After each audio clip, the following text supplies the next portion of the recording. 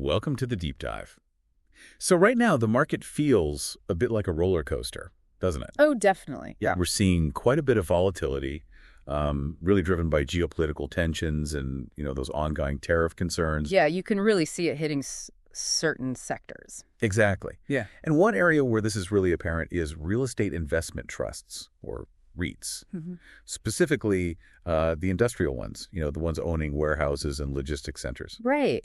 Even some of the really big names in industrial REITs have seen their stock prices take a pretty significant hit. Mm. Now, for you, maybe someone listening with, say, $500 you're looking to invest, this turbulence, it could actually be a moment, might open up some interesting opportunities. Okay. So our goal today really is to unpack why these industrial REITs are facing this pressure and maybe highlight 3 specific companies that might be worth digging into a bit more if you're in that situation. Okay, great. So 3 specific companies. Let's lay them out. Uh-huh. First, we're talking Prologis. I mean, they're the absolute giant in the space, right? The name everyone knows. The behemoth, yeah. Then there's Rexford Industrial Realty. They've got a much tighter sort of regional focus and, interestingly, a pretty compelling dividend yield at the moment. Uh-huh. Stands out. And finally, we'll look at STAG Industrial. They're very U.S.-focused and have something a lot of investors really like. They pay out their dividends monthly. Yeah, that monthly check can be appealing. Each of these, has its own distinct story, its own potential upside, especially given what's happening in the market right now. Right. Understanding what makes them tick, what makes them different, that's going to be key as you weigh your options. Okay, let's dive into the biggest one first then. Prologis, ticker symbol PLE. Market cap around, $95 billion? It's genuinely massive. Huge. A true behemoth in this world. And right now, the dividend yield is about 3.8%, and the stock itself is maybe 20% off its 52-week high. Yeah. So what's the core strength here? What does Prologis bring, especially in this kind of environment? Well, what's really striking about Prologis is just the sheer scale of their global network. They own warehouses, distribution centers, strategically placed near practically every major transportation hub you can think of, all across the planet. Wow, okay. Think about it. If a business needs to move goods internationally, chances are Prologis has a facility that fits the bill. It makes things really convenient for their lessees.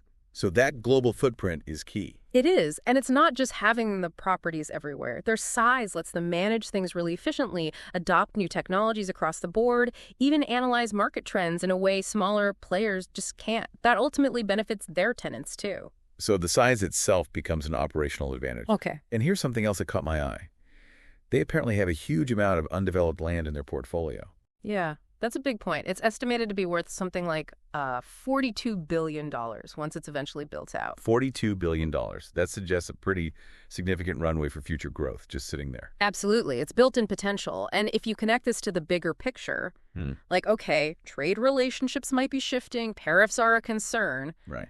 but the fundamental need for goods to move from where they're made to where they're sold, that's not going away. These are physical things. True. Logistics are essential. Exactly. So given Prologis's massive, strategically placed network, they seem pretty well positioned to adapt, as global trade patterns evolve. The infrastructure is already there. So even with all the noise around tariffs potentially messing with some trade routes, the sheer size and global reach of Prologis might give it a certain resilience. That's the argument, yeah. Stability through scale. Okay. Interesting. Now let's switch gears. Let's talk Rexford Industrial Realty, ticker REXR. This one really stands out because it has the highest dividend yield of the 3 we're looking at, around 5% right now. Yeah, that catches the eye. But on the flip side, its stock price has also taken the biggest tumble. It's down about 35% from its 52-week high. Yeah.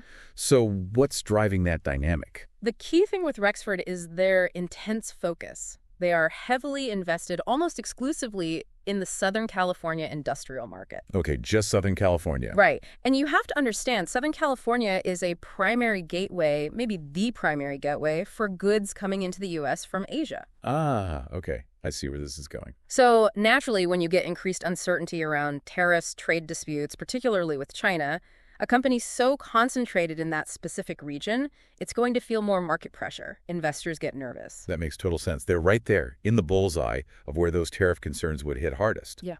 But is there another side to this coin? What makes Southern California attractive despite these risks? Oh, absolutely. It's a double-edged sword. While that focus makes Rexford more sensitive to trade wobbles, Southern California is also known for being a highly supply-constrained market for industrial space. Meaning it's hard to build new warehouses there. Exactly. Land is scarce, development approvals can be tough to get. This limited supply generally means lower vacancy rates compared to the national average, and that gives landlords like Rexford significant leverage when it comes time to negotiate rent increases, even if import volumes dip a bit temporarily. Right. So even if trade slows a little, the fact that there just aren't many empty warehouses means they can probably still push rents up. That's the idea. They have pricing power because of the lack of supply.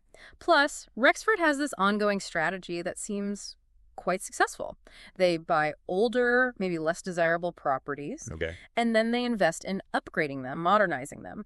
This allows them to command significantly higher rents than the properties could get before. It's an internal growth engine. Ah, value add. Got it. Precisely. So this really raises an interesting question for you, the listener. Yeah. How comfortable are you with that kind of potentially higher risk, higher reward situation where the payoff might really hinge on international trade eventually finding a more stable, predictable path?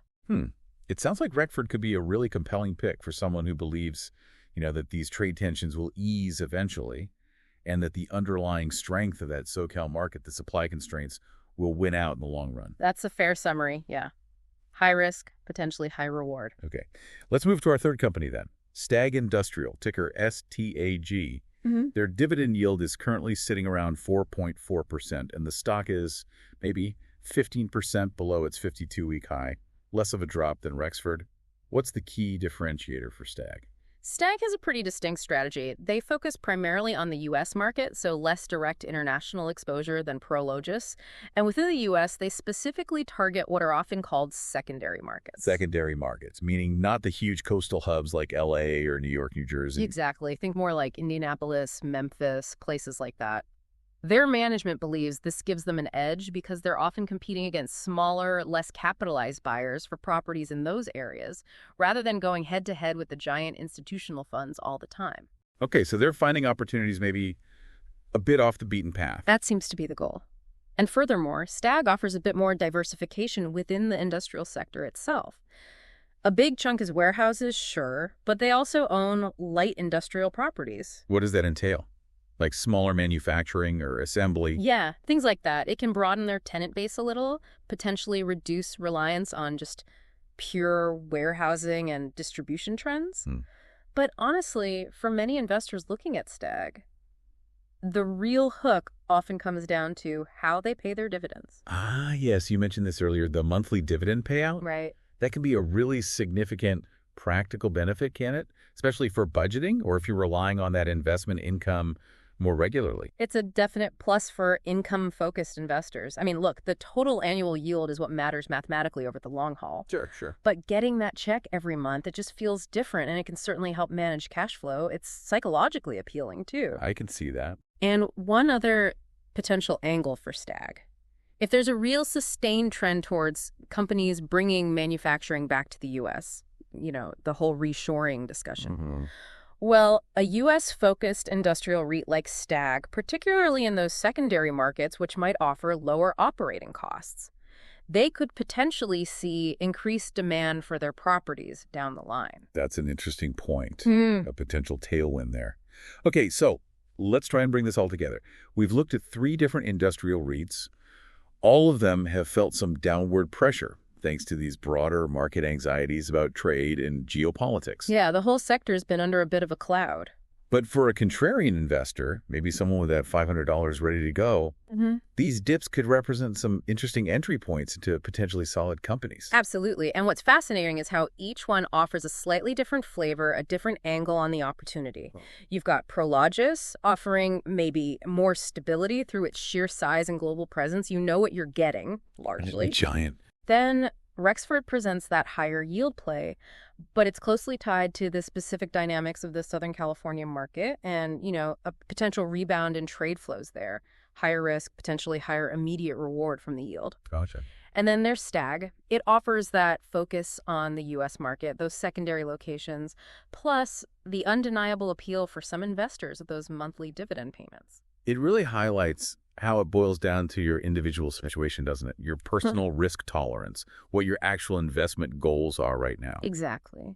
Someone prioritizing maybe a bit more perceived safety, wanting that global economic exposure, might lean towards Prologis. Makes sense. Someone comfortable with more volatility, maybe betting on that trade normalization and seeking higher yield, might find Rexford more appealing. And someone really focused on regular income, maybe likes the U.S.-centric story, could see STAG as a really good fit. Yeah. It really forces you to ask yourself some key questions. It does. Like, what are you really trying to achieve with this particular investment right now? Is it primarily income? Is it long-term growth? Some mix of both. Yeah. And critically, how much uncertainty are you okay navigating in the current climate? Those are definitely the right questions to mull over. It really shows that even when an entire sector seems to be facing headwinds, there can still be compelling individual stories, individual opportunities, if you just take the time to dig into the specifics. Couldn't agree more. And hopefully this deep dive has given you a solid starting point, a foundation to begin that more detailed research on your own. Absolutely. So as you think about where that $500 might best be put to work, just remember that sometimes the most interesting chances pop up in sectors that are maybe just temporarily out of favor because of wider market jitters. Well said. And maybe here's a final thought to leave you with. How might these ongoing shifts, these big changes in global trade patterns, and maybe the restructuring of domestic supply chains here in the U.S., how might that continue to reshape the entire landscape for industrial REITs over the longer term? It's a sector with a lot of powerful underlying forces at play right now. Definitely one to keep watching.